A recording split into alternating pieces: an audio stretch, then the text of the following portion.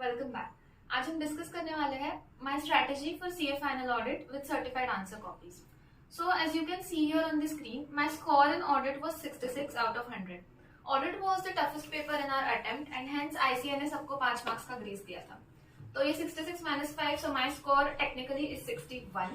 And if you see here in the certified answer copy, my score is 32 marks out of 70. It means कि MCQ में I scored 29 out of 30 and that is the main technique. So I'm going to base this video on the very natural assumption that an average student cannot study the entire syllabus, especially when it's audit. तो कैसे smartly chapters को cut करना है, किसको skip करना है, किस chapter को एमसीक्यू के लिए टारगेट करना है, किस चैप्टर को थियोरी के लिए टारगेट करना है, ये सब हम आज डिस्कस करने वाले हैं। So naturally the first strategy would be MCQ, क्योंकि जब पेपर डिफिकल्ट होता है चेकिंग थोड़ी लूज होती है, बट फिर भी आईसीआई थियोरी मार्क्स के लिए इतने अच्छे से मार्किंग नहीं देता। सो अगर एमसीक्यू में आपका आंसर करेक्ट है तो कोई आपके मार्क्स कट नहीं कर सकता। So I am going to discuss with you कौन से चैप्टर्स पे एमसीक्यू के लिए फोकस करना है एंड कौन से चैप्टर्स को थियोरी के लिए फोकस करना है। Now when it comes to MCQs, let's discuss from SAs point of view. After going through the past exam papers, एक चीज तो 100% फाइनल है कि 25 मार्क्स का वेटेज एसेज को है थियोरी में।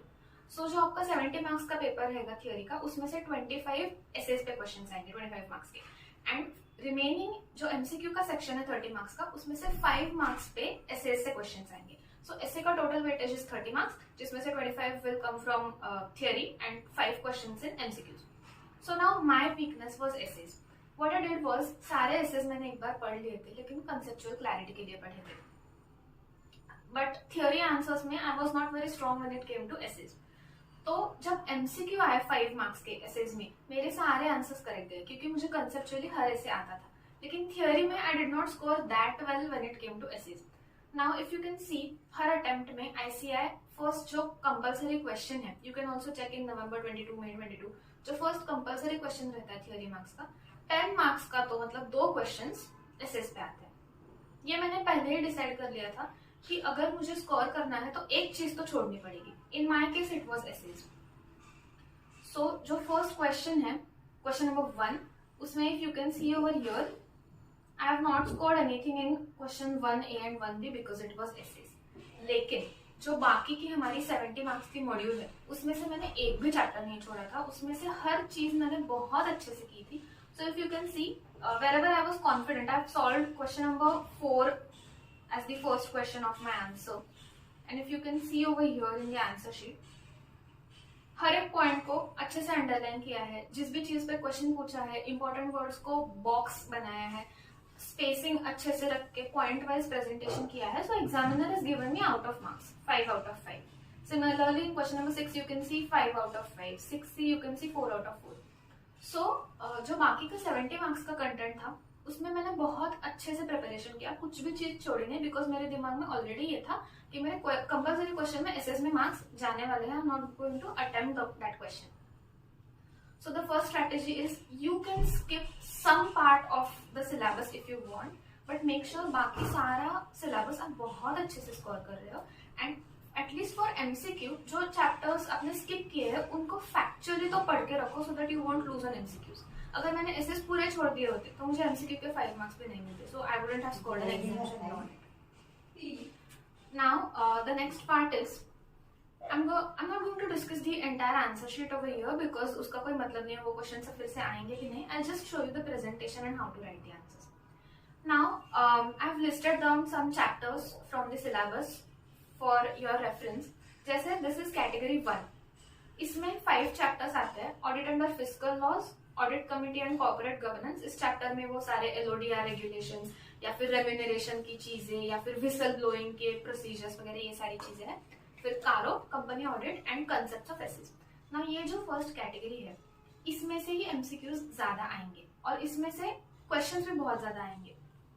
Like audit under fiscal loss, it is tax audit and everything, तो उसमें बहुत ज्यादा इंपॉर्टेंट है क्लॉज नंबर को याद करना। तो आपको सिर्फ क्लॉज नंबर मेंशन करने के भी मार्क्स मिलते हैं, आपको बस याद रखना है कि टैक्स ऑडिट रिपोर्ट के इस क्लॉज में ये रिपोर्ट करना है और उसकी ये 2-3 कंडीशंस है। ऐसे है, मतलब there are 40 clauses to remember, but of course if you're going to get 4 marks out of that which are short marks, then you can not miss on this, और एमसीक्यू भी इसमें से ही आते हैं। So focus on these 5 chapters which are category 1, जिसमें से आपको एमसीक्यूज भी आएंगे एंड थियोरी आंसर भी आएगा। तो आपको विन विन सिचुएशन है, आपको दोनों टाइप्स ऑफ क्वेश्चंस में इसका बेनिफिट मिलेगा। Second is category 2, bank and insurance. ये 2 चैप्टर्स बहुत लेंदी है, बहुत ज्यादा लेंदी है, इसके आंसर्स याद रखना भी इतना इजी नहीं है, लेकिन हर अटेम्प्ट में इसमें से क्वेश्चन आता ही है। इन May 22 10 मार्क्स का क्वेश्चन आया था इस चैप्टर से, 5 मार्क्स बैंक, 5 मार्क्स इंश्योरेंस, और उसके बाद 5 मार्क्स का क्वेश्चन आए हैं। तो इन 2 चैप्टर्स को अगर आप अच्छे से करते हो तो 5 मार्क्स आपके फिक्स है। सिमिलरली कैटेगरी 1 एंड कैटेगरी 3 में आते हैं रेस्ट ऑल चैप्टर्स। अगर आप कोई चीज स्किप कर रहे हो तो वो चीज छोड़ के आपको सारी चीजें अच्छे से करनी है। This is rule number 1। So please focus on these category 1 and category 2 type of chapters. I'm not saying ignore category 3. ये 2 categories मैंने आपको mainly scoring के लिए बताया है क्योंकि इसमें से MCQs भी आएंगे। And apart from that, November 23 everyone knows is the last attempt of the old syllabus. New syllabus में ICAR ने बहुत सारे chapters कट किए हैं जो इस पुराने syllabus में थे, जो November 23 के syllabus में है, और new chapters are included. And here I have listed down a few chapters जो नए सिलेबस में अब नहीं रहेंगे। दैट मीन्स कि ये लास्ट चांस है ICAR का इन सारे चैप्टर्स पे सवाल पूछने का। तो प्लीज ये चैप्टर्स इग्नोर मत करना, इन पे अच्छे से ग्रिप रखना and study them from MCQ point of view as well as from theory point of view. And if you can see, इसमें से इंश्योरेंस कंपनी, फिस्कल लॉज, फिर audit committee and corporate governance, ये तो वही chapters है जो मैंने आपको कैटेगरी 1 एंड 2 में ऑलरेडी बताया था। सो ये चैप्टर सब आगे से नहीं पूछे जाएंगे, इसका मतलब बहुत ज्यादा चांसेस है कि November 23 में इस पे क्वेश्चन आएगा। सो टू समराइज जो मैंने अभी तक डिस्कस किया, फर्स्ट इज एसए का 30 मार्क्स का वेटेज है, 25 and 5। At least for MCQ sake सारे एसेस को कंसेप्चुअली कर लो। Another important point is that essays में क्वेश्चन हमेशा नए आते हैं लेकिन आंसर हमेशा सेम रहता है। फॉर एग्जाम्पल कि ऑडिट के एंगेजमेंट टीम मेंबर्स के साथ एक ऑडिटर ने क्या क्या डिस्कशन करना चाहिए, फिर डॉक्यूमेंटेशन कैसा रहना चाहिए, आपके सारे ऑडिटेड चीजों का डॉक्यूमेंटेशन ऐसे एज पर ऐसे 230। उसके बाद मटेरियलिटी डिटरमाइन करने के क्या क्या फैक्टर्स रहते हैं। तो ये सारे आंसर का कंटेंट हमेशा सेम रहता है, लेकिन ICAR का क्वेश्चन पूछने का तरीका इतना अलग रहता है हर टाइम कि we are not even able to understand ये क्वेश्चन कौन से कंसेप्ट पे ICAR ने पूछा है। That is why in my strategy मैंने एसेस पे ज्यादा फोकस नहीं किया था, MCQ सेक के लिए एसेस किए थे। You can obviously it is very natural to think कि एसेस पे 30 मार्क्स का वेटेज है तो we have to do it properly, fair enough, very well, but as an average student can not study everything. आपको कुछ ना कुछ skip करना होगा and if you are skipping 1 chapter, please make sure आप बाकी सब अच्छे से पढ़ रहे हो। So I also discussed with you category 1, 2 type of chapters जिसपे आपको फोकस करना है for MCQ। And now let's come to how to write the paper. Now this is my certified copy. पहले वो क्वेश्चन अटेम्प्ट करो जिस पे आपको बहुत ज्यादा कॉन्फिडेंस है। अब जैसे मैंने आपको बताया कि audit committee and corporate governance, ये इसमें लिमिट्स ज्यादा रहती है, रेगुलेशन के नंबर्स रहते हैं कि या फिर कौन से एज तक आप डायरेक्टर रह सकते हो, एक टाइम में कितने कंपनीज में डायरेक्टर रह सकते हो, ये सारी चीजें इसमें दी गई है। तो अगर नॉर्मल थियोरी आंसर रहा तो ICAR उतने लिबरली मार्क्स भी नहीं देता आपको, बट अगर आपका आंसर का नेचर ही ऐसा है कि वो बहुत फैक्चुअल है, उसमें बहुत लिमिट्स है, वो अगर आप मेंशन करते हो then the institute has to give you marks. So मैंने ऐसे क्वेश्चंस पहले उठाए एंड पहले सॉल्व किए, like this question number 4A which was on SEBI LODR regulations. तो अगर मैंने यहाँ पे सारे क्वेश्चंस का पॉइंट बाय पॉइंट आंसर लिखा है तो ICAR has also given me marks. As you can see हर स्टेप को एक मार्क दिया है एंड यहाँ पे I have got 5 out of 5। उसके बाद I already told you to underline की प्रॉपर स्पेसिंग एंड बॉक्स में रखना इंपॉर्टेंट वर्ड्स को। फिर उसके बाद अगर आप देखोगे, now this is again that question continued, जो जनरल टाइप के क्वेश्चंस रहते हैं, like this was a question on essay 580, but it was not an essay actually, ये चैप्टर के टेक्स्ट में से आया हुआ क्वेश्चन था, तो मैंने सारा मॉड्यूल का ही रिप्रोड्यूस किया था। But being a theory answer ICAR इतना इजीली मार्क्स नहीं देता, so they have given me only 3 out of 5, though I have mentioned all the points as it is from the module. इसलिए I am saying कि जो factual answers है उस पे ज्यादा फोकस करो।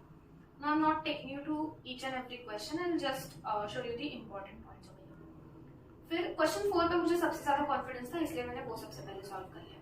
उसके बाद आई वेंट टू MCQs, क्योंकि फिर 14 मार्क्स हो गए हैं, फिर और 30 मार्क्स की तैयारी हो जाए, फिर मेरे 34 मार्क्स ऑफ पेपर हो जाएगा 1 घंटे में. I have 2 hours to solve the remaining paper. So after solving one question, I went to MCQs, and after MCQs, I really started writing the theory paper. उसके बाद now even here you can see question number 4C. I've written everything जो कि ICI module में था. This was regarding management audit, वो वाला question. लेकिन being a theory answer, ICI doesn't give you marks that easily, इसलिए factual questions पे ही focus करना. That is why I've given you the category 1 and 2. Then I went to question number 6, जिसपे मुझे second level का था वो मेरा question confidence wise.